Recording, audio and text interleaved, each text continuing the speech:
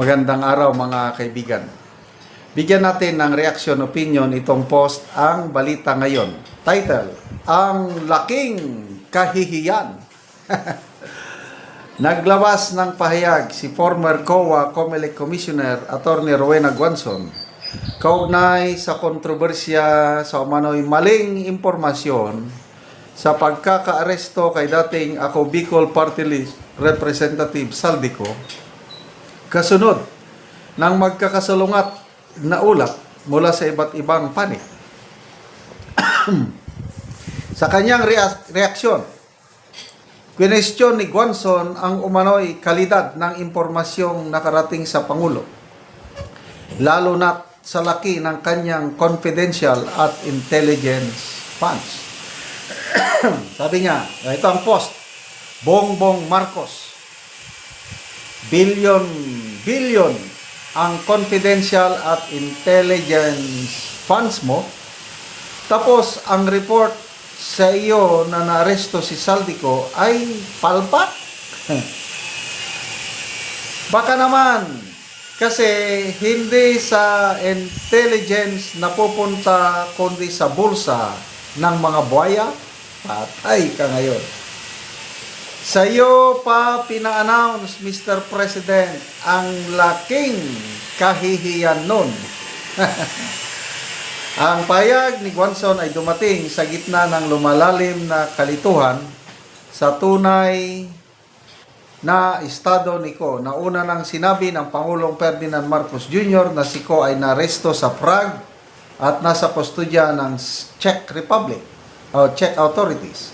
Subalit kalaunan, nilinaw ng Department of Justice na hindi umano inaresto si Ko sa ilalim ng batas ng Czech Republic dahil wala itong outstanding warrant doon.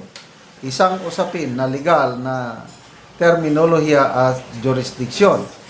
Dahil sa magkakaibang version, lalong tumitindi ang diskusyon sa publiko. Hindi lamang tungkol sa kaso ni Saldico, kundi pati na rin sa kredibilidad ng impormasyon na inilalabas ng mga autoridad. So, i-paraphrase pa natin itong sabi ni Attorney Guanzon, ang laking kahihiyan nun. Pwede rin sabihin, mahiya naman kayo! Diba? Yun ang pahayag ng Pangulo nung sona niya. Last year ba yun yung sona niya? Yung pumutok na ang flood control. Mahiya naman kayo! Oh, pumalakpak ang... Akala ng mga pumalakpak, hindi sila kasama doon sa mahiya naman kayo. Kaya sabi ni Mayor Magalong, sabi ni Senator Lacson, kapal mukha ninyo, yung mga pumalakpak. Akala nila exempted sila doon sa mahiya naman kayo. Oh. Anyway, ito na. As of now, wala pang reaksyon ni Auntie Claire or ang Pangulo tungkol sa paglilinaw ng DOJ nga hindi nga naresto si Saldico doon. Ano sa tingin nyo? Magpapaliwanag ba si Auntie Claire? Palagay ko, meron yan eh. Hindi yan nawawalan ng paliwanag. Sana may matapang na taga-media. Sino ba yung mga matatapang? Wala naman si Eden Santos. Si Evan, Mayrena, meron yung dalaga na matapang, nakalimutan ko ang kanyang pangalan. Palaging nagtatanong ng mahirap na question kay Auntie Claire. Pag tinanong yan sa media, I'm sure nakahanda na si Auntie Claire ng kanyang sagot. Baka isisisi na naman niya. Mga Duterte kasi. Mahanap naman siya ng anggulo na ang sisisihin niya mga Duterte, si VP Sara. So, ito ang lesson learned dyan. Pagdating sa mga bagay na yan, hanggat maaari, yung principal yung presidente. Sa amin noon, ang principal, yung commander. Tapos, meron yung spokesperson. Ang natutunan ko kay General Simato, nung spokesperson niya ako dito sa 4th Infantry Division, giyera noon, all-out war. Ang daming nagtatanong. Mga media sa Metro Manila, tinatawagan kami. Sabi ni General Simato, hanggat maaari hindi ako magsalita, sabi niya. Lahat ng media haharap ang spokesperson. Kaya Johnny, ayusin mo yung pagsasalita mo. Kung nagkamali ka, okay lang yun. Kasi pwede kitang i-correct.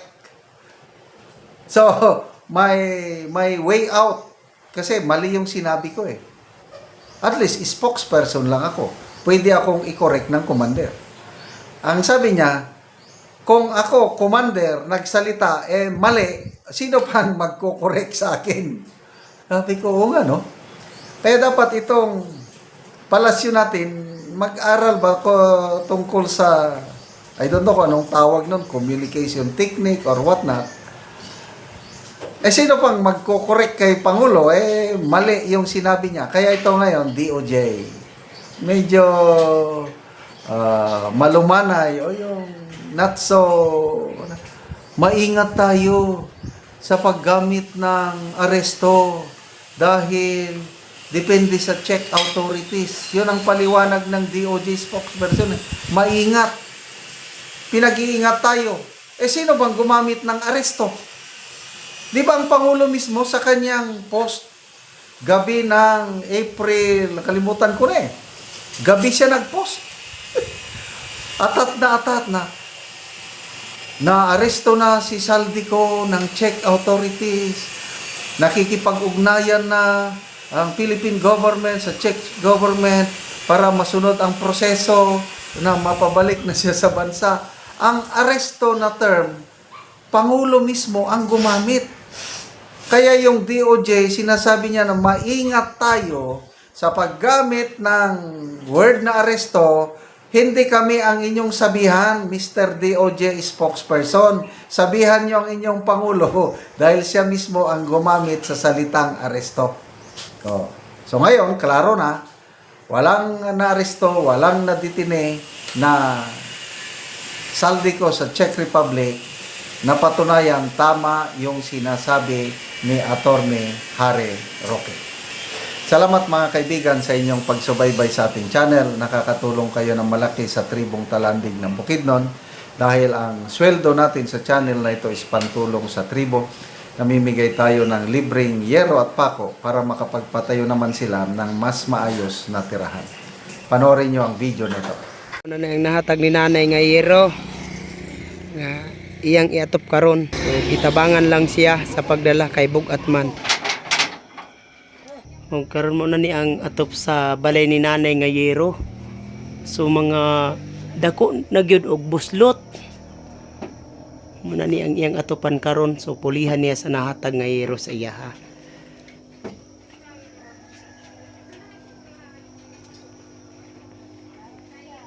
So mga karaan na gid kayo nga yero. Turun na bitay mamada.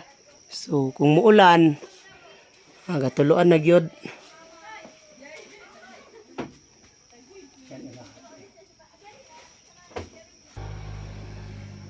So gipang isklastipan lang gani ang uban.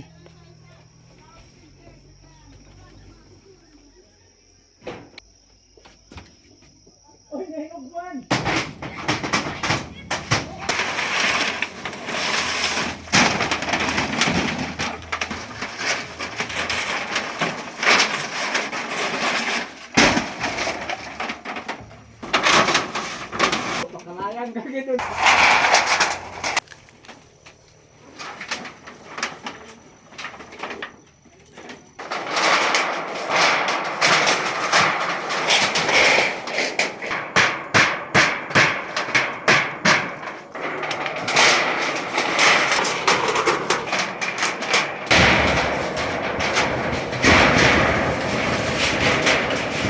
Karon humanagid sa pag-atop ang gihatag ni nanay nga yero. So nakaatop na gid siya, di na gid siya maulan.